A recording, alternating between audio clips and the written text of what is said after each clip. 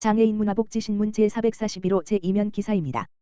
김동규 경기도의원, 장애인 자립지원 행복추구를 위한 경제적 자립지원에 초점 맞춰야. 경기도의회 보건복지위원회 김동규 의원, 더민주 안산 1, 은 24일, 수. 경기도의회 보건복지위원회 회의실에서 진행된 제376회 임시회 복지국 업무보고에서 장애인 자립지원의 실질적 목표는 장애인의 자립을 통한 행복추구권을 보장하는 것이며, 이와 같은 행복은 자립에 필요한 일자리 연계 등 실질적인 경제적 뒷받침을 통해 이루어질 수 있도록 경기도 차원의 지원이 필요하다라고 말했다. 이어 김 의원은 장애인 탈시설 지원 조례와 관련해서는 의회의 판단을 존중해 주길 바란다면서도 지금 필요한 것은 소모적인 논쟁보다는 기존 시설의 환경을 개선하고 자립지원 서비스를 확충하는 등 경기도의 다양한 장애인 자립지원 사업의 성과를 도출할 수 있도록 적극 노력하는 것이 필요하다고 말했다. 복지국 관계자는 탈시설 지원 조례와 관련하여 의회의 판단을 존중하겠다며 장애인 복지사업의 본연의 목적인 장애인의 자립의지를 높이고 현재 추진하고 있는 장애인 주택지원 및 돌봄 사업과 자립지원 정착금 등 시범사업을 성공적으로 추진할 수 있도록 노력하겠다고 말했다. 경기도의회 보건복지위원회는 오늘부터 후반기 상임위를 개최하고 경기도 복지국을 시작으로 25일까지 업무보고를 추진할 예정이다. 고양시 일산서구, 장애인 전용 주차구역 홍보 및 불법 주차 단속 실시. 고양 특례시 일산서구는 오는 8월 1일부터 14일까지 2주간 장애인 전용 주차구역 이용 수칙 및 위반 행위에 대한 집중 홍보 활동과 특별 단속을 실시한다고 밝혔다. 이번 단속 활동은 상습적 주차 위반 구역인 공동주택 주차장과 상가 등 10여 곳을 대상으로 이루어질 예정이다. 단속 계도 대상은 장애인 전용 주차구역에 불법 주차하거나 주차면 빗금, 휠체어 하차로 부분을 침범한 경우, 이중주차로 일면의 주차를 곤란하게 한 경우, 과태료 10만 원 부과, 2면 이상, 이중 주차하거나 물건을 쌓아 주차를 방해하는 경우, 과태료 50만 원 부과, 이다.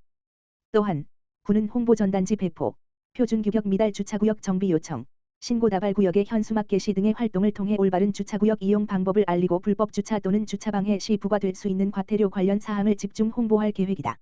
서병하 일산서구청장은 관내 장애인 전용 주차구역 단속 신고 건수가 증가하는 추세이다. 적극적인 홍보 활동을 통해 장애인 전용 주차구역 불법 주차 행위를 사전에 예방하고 장애인 주차 편의를 도모하며 올바른 주차 문화를 조성하기 위해 힘쓰겠다. 라고 전했다. 한국장애인개발원, 발달장애인 성인권 교육 강사 양성과정 참가자 모집. 한국장애인개발원, 원장 이경혜, 이하개발원, 오는 8월 15일까지 2024년 발달장애인 성인권 교육 강사 양성과정 참가자를 모집한다. 이번 강사 양성 과정은 발달장애인 성인권 교육 전문 인력을 양성하고 교육의 질을 높이는 데 목적이 있다. 참가 접수는 8월 15일까지 진행된다. 신청 자격은 별도로 없으며 장애인과 비장애인 모두 신청 가능하다. 단, 기존 성, 인권, 교육 강의 경력이 있는 강사이거나 성, 인권, 교육 강사로 활동을 원하는 발달장애인의 보호자, 2019년부터 2024년 발달장애인 성인권 부모교육 수행기관 소속 강사인 경우 우대하여 선발한다. 참가자는 지역별 인원 할당을 위한 서류 심사를 거쳐 44 물결표 쌓인 45명을 선발한다. 선발된 교육생은 8월 26일부터 28일까지 국립중앙청소년수련원에서 열리는 2박 3일간의 강사 양성 교육에 무료로 참여할 수 있다. 교육 내용은 사람 중심 성교육의 이해를 시작으로 발달장애인의 장애 특성, 발달장애인의 성적 발달과 성인권, 성교육 예방교육의 이해와 실제, 생활 속 성교육 등 총 7개 주제로 구성돼 있다.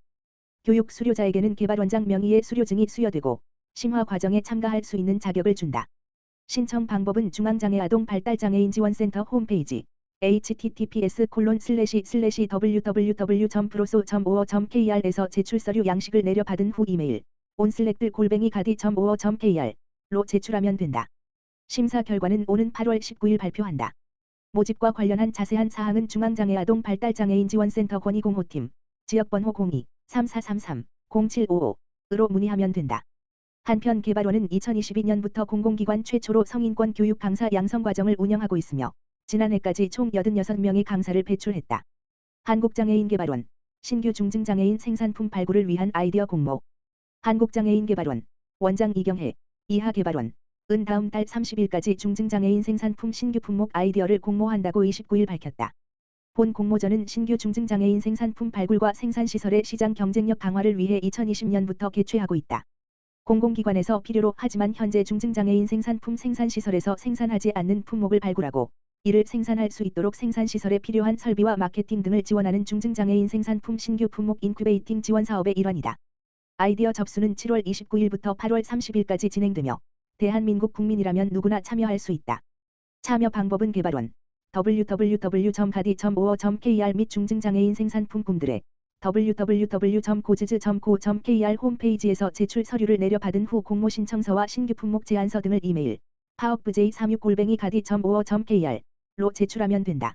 제안된 제품은 시장성, 실현 가능성, 적합성 등 3개 항목을 평가하여 최우수 1명, 팀, 우수 2명, 팀, 장려 2명, 팀 등 총 5명, 팀을 선정, 각각 200만 원, 100만 원, 50만 원의 상금과 보건복지부 장관상 및 개발원 장상을 수여할 예정이다.